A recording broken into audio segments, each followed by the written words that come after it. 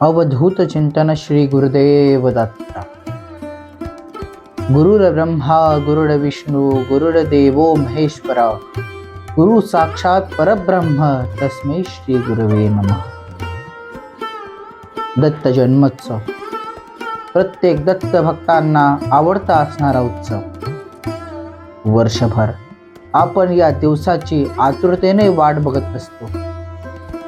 मार्गशीर्ष हा महिना अत्यंत पवित्र मानला जातो आणि याच पवित्र महिन्याच्या पौर्णिमेला दत्त जन्मोत्सव साजरा केला जातो। ज्या दिवशी सर्वत्र दत्त चैतन्य पसरलेले असते, सगळीकडे दत्त नामाचा अखंड जयघोष सुरू असतो। श्री सद्गुरू मच्छिंद्रनाथ गोरक्षनाथ देवस्थान श्री औदुंबर मठ अहिल्यानगर येथे मोठ्या प्रमाणात मोठ्या उत्साहात हा दत्त जन्मोत्सव साजरा केला जातो। हा सोहळा डोळ्याचे पारणे फेडणारा असतो। तर चला आजच्या या व्हिडिओला आपण सुरू करूया।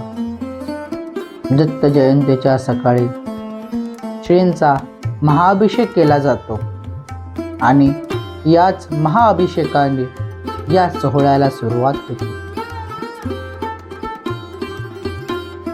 माध्यान्ह समयी म्हणजेच दुपारी 12 वाजता दत्तयाग केला जातो व त्यानंतर महाआरती होते। दुपारी 4 वाजता श्रींची पालखी भक्तांना दर्शन देण्यासाठी निघते। नाथ महाराज दत्त महाराज भक्तांच्या भेटीला येतात। सर्वत्र चैतन्यमयी ऊर्जा प्रवाहित होते। खरं तर दत्त संप्रदायात नाथ संप्रदायात पादुकांना अनन्यसाधारण महत्त्व आहे। त्यामुळेच औदुंबर मठाच्या मुख्य गाभाऱ्यातील श्री गुरूंच्या चरण पादुका या देखील पालखीत ठेवण्यात येतात।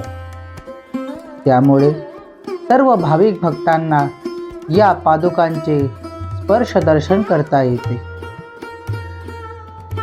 ही मिरवणूक जशी जशी पुढे जात राहते तशी तशी भाविकांची गर्दी देखील वाढते।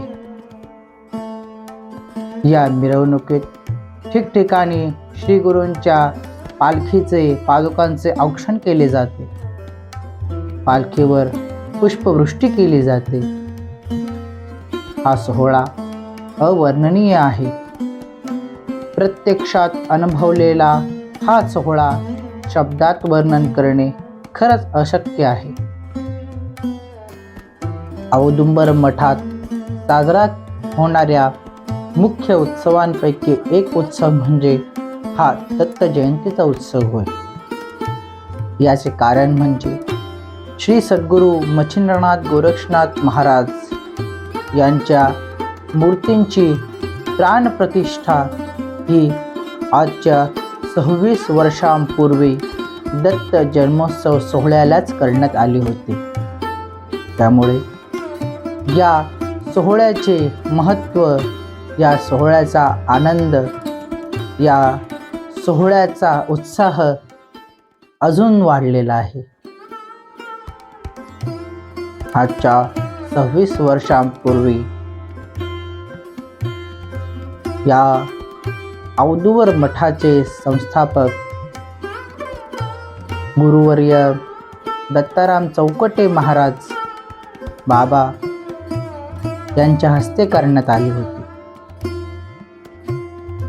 पूर्वीपासून निरंतर नवनाथ भक्तिसार या ग्रंथाचे पारायण बाबांनी केले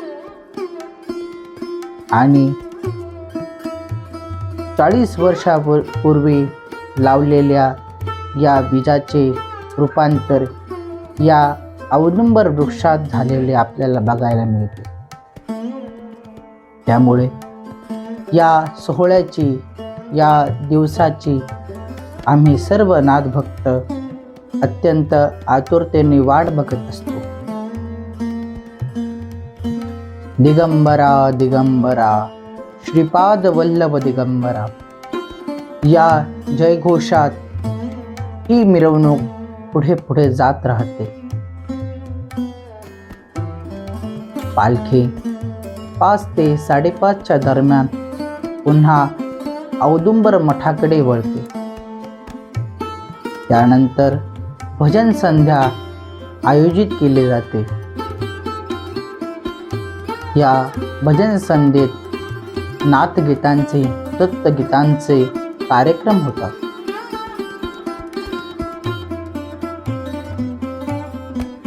ज्याप्रमाणे एका भक्ताला आपल्या गुरूंच्या दर्शनाची ओढ लागलेली असते, त्याचप्रमाणे श्री गुरूंना देखील आपल्या भक्तांच्या भेटीची ओढ लागलेली असते.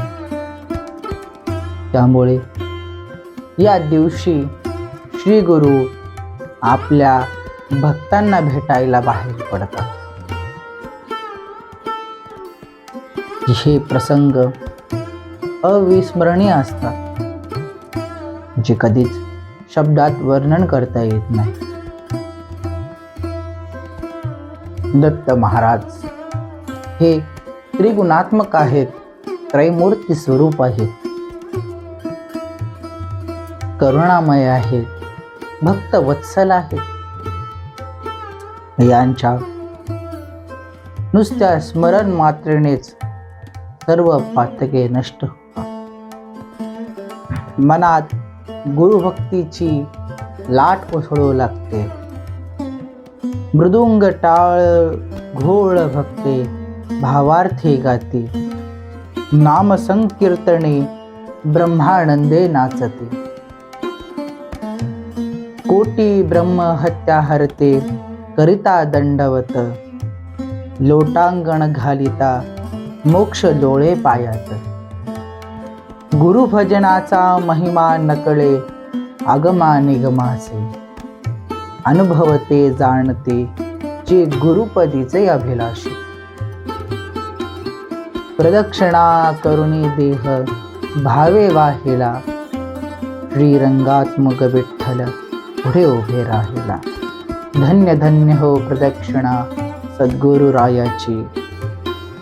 झाली त्वरा सुरवरा विमान उतरायाचे. गुरुसेवेचा आनंद हा क्षणिक नसतो. हा आनंद कायमस्वरूपी मनात घर करून जातो.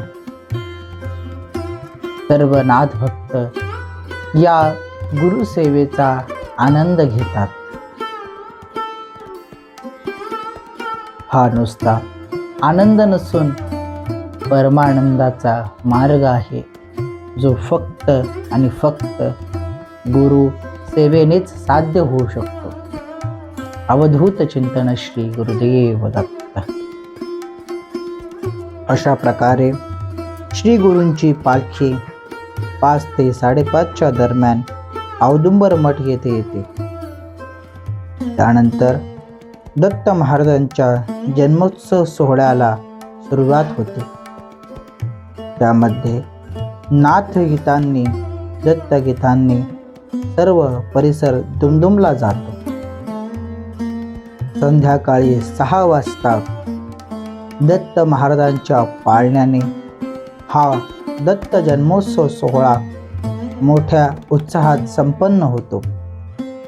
त्यानंतर महाप्रसादाने या उत्सवाची या सोहळ्याची सांगता केली जाते. दिगंबरा दिगंबरा श्रीपाद वल्लभ दिगंबरा.